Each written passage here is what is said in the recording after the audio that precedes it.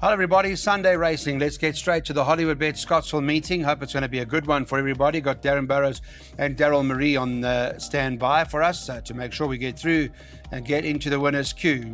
Social media on Twitter, @Waited2Win's our handle.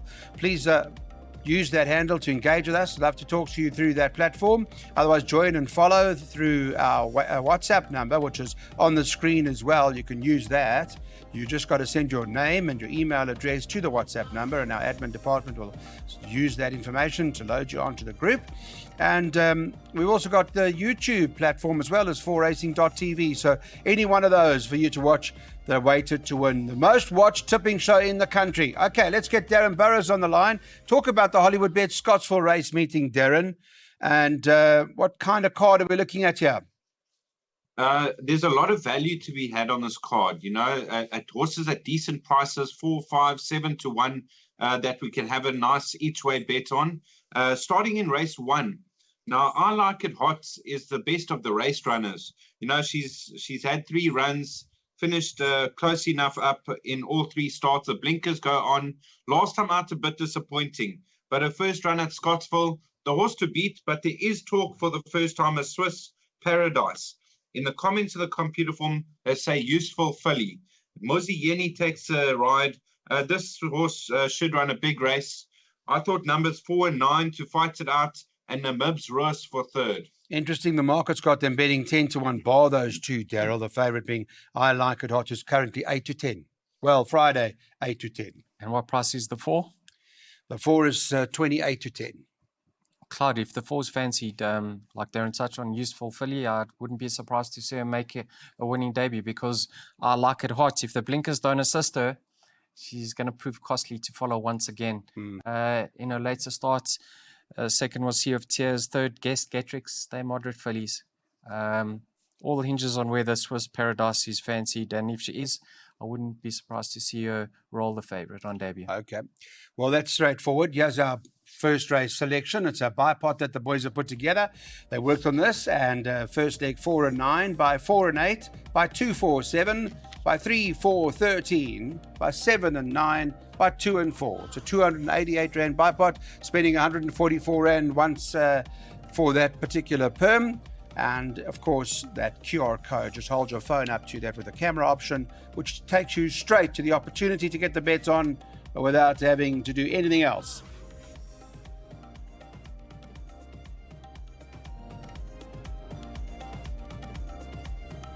Second race, place accumulator time. When we did the show on Friday, number 4, Aravadicho, was 28 to 10. Second choice is number 8, Tartarus, or was the 8 at 33 to 10.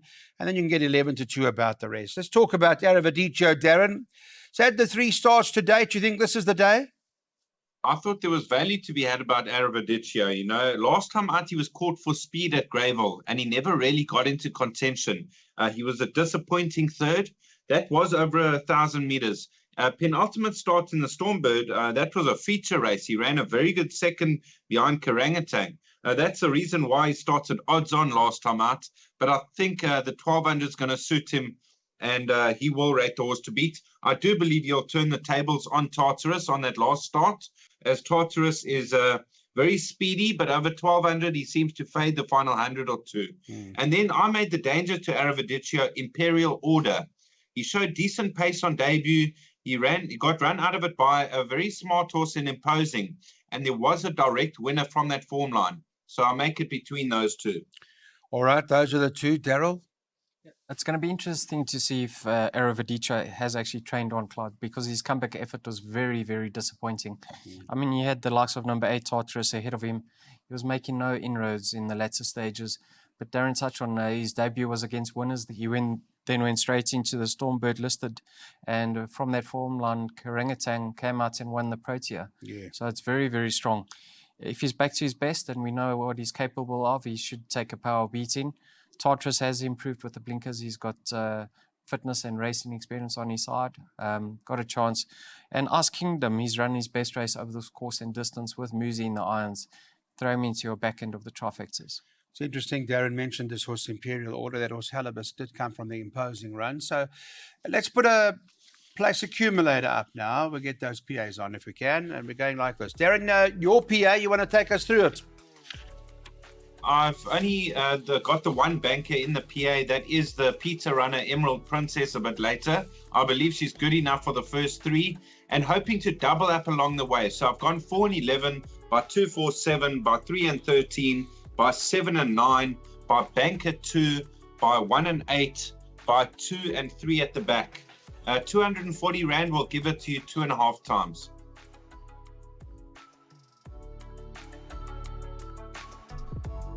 This is a maiden plate that runs now. It's run over the 1,600 metres, and the market has got this horse from Dennis Dreyer stable, Broadway Girl, as favourite at 16 to 10. So, and we spoke to Dennis the other day, remember, chatting about that horse. Was it preemptive? What was it called? Preemptive strike.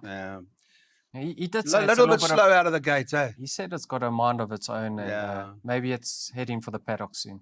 Heading for the paddock soon. Just go run around in the grassy paddocks. What do you like here, Daryl? Clyde, there's 3 fillies all bred to appreciate the step up in trip. That's number 2, Broadway Girl, number 4, Malcolm's Dream, and number 7, Ideal Gift. They're going to love the step up in trip. Now, with regards to Broadway Girl, she lost a race at the start on the poly track last time out. What's interesting is they're stepping her up in trip now. Her full sister got the 1950, so she's going to love the step up in trip, but she's also fitted with the set of blinkers. She'll need to jump on terms and settle in running, and she'll feature here. Malcolm's Dream, the form line is very suspect, but being by Master My Fate out of a dam that won over 2,000, she's really going to step up of this trip, and she's going to run a forward race. And then Ideal Gift, once again, going to appreciate the step up in trip. Yeah. I'm not willing to separate them. I'm just going to throw all 3 into the equation. Yeah. All right, so we'll put all 3 into the play. Let me go to Darren quickly. Darren, let's talk about this race. First leg of the pick 6. I thought Broadway Girl, the horse to beat. Last time out she was caught for speed. That was 1,100 meters. Her penultimate start wasn't a bad effort behind Only Hearts. There has been winners from that form line. She'll appreciate the step up to a mile. Blinkers on, 2 draw. Everything in her favor to run a big race. Dangers would come from Malcolm's Dream. Up in trip should suit. Should be thereabouts. An Ideal Gift also up in trip going to suit. So numbers 2, 4, and 7. Okay, 2, 4, and 7. Pick 6. Let's put that up now in writing for you so you can see what the boys are doing. And this is, we're going 2, 4, 6, and 7 in the first leg, by 3, 4, and 13, by 7 and 9, by 2, 4, 7, by 1, 5, 6, 7, 8, and 2, 3, 6, 8, 9, 10 at the back. 2,160 Rand or 216 Rand for 10%, or 21 Rand 60 for 1%. Your choice.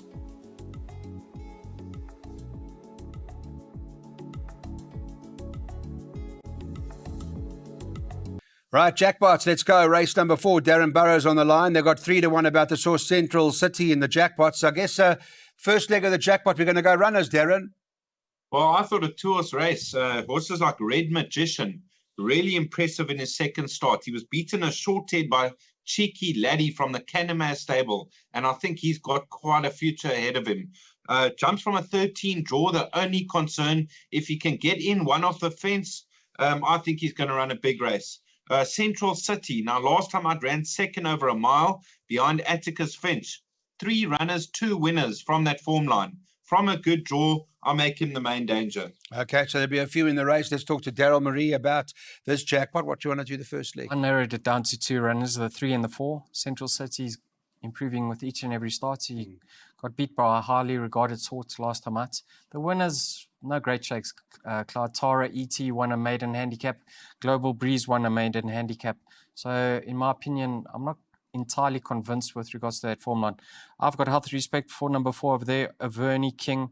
Much improved effort last time out. It was his debut on the turf, and he improved with the blinkers. So for me, 3 and 4 to fight it out. Okay, well, Averny King's currently trading at 5 to 1 at the moment. So remember, this is being a Friday preview, so just note the market. 3 to 1 Central City, 9 to 2 about the 13, and 5 to 1 about both 4 and 8 in the race. Let's put our jackpots up from the boys. This is what we're going to do. We're going 3, 4, 13 in this particular leg. So the top 3 in the early market by 7 and 9, by 247 by 15678. That jackpot 270 Rand.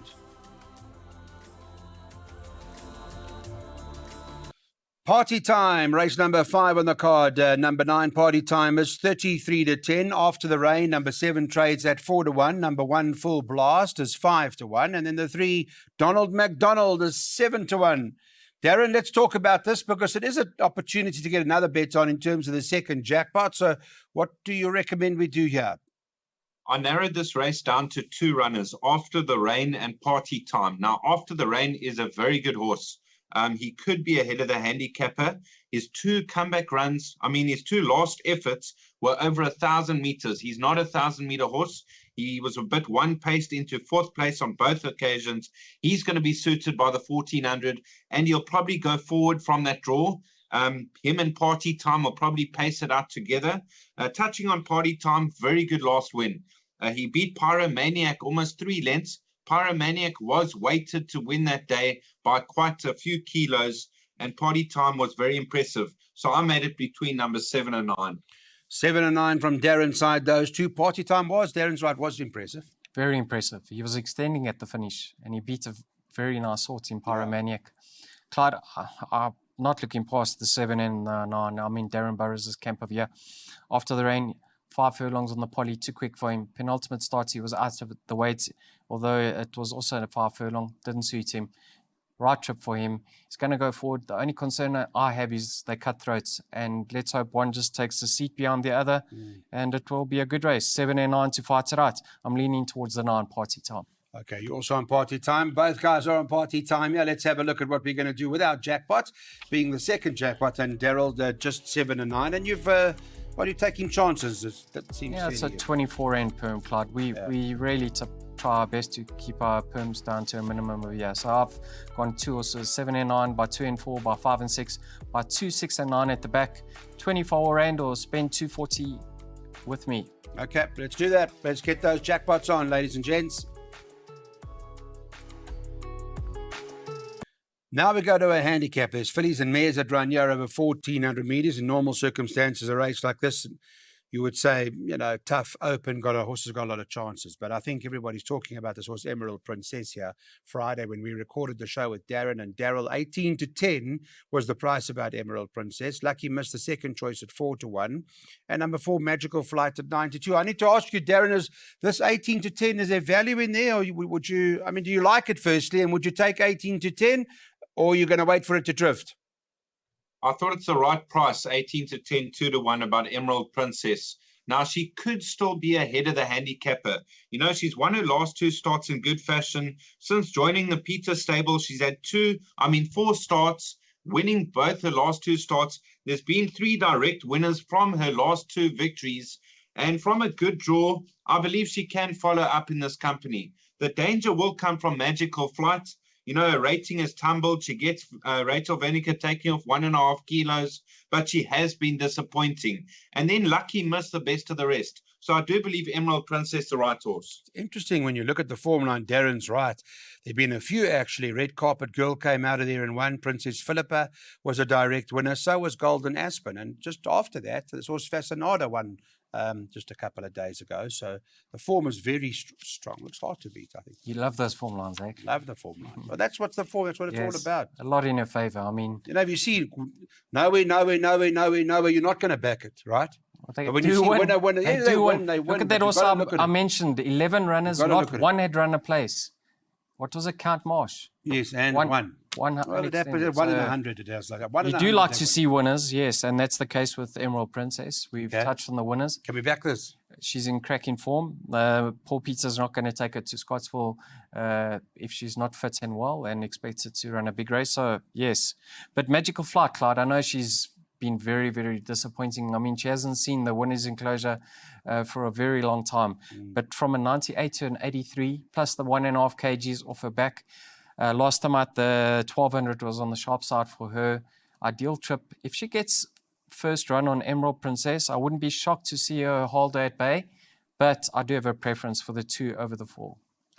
Okay, 2 over the 4. That's the plan. Emerald Princess, the right one here. This is what we're doing from Weighted to Win's perspective. We're going to go like this. When Darren Burrows decides a lot of confidence too. Emerald Princess, let's fire.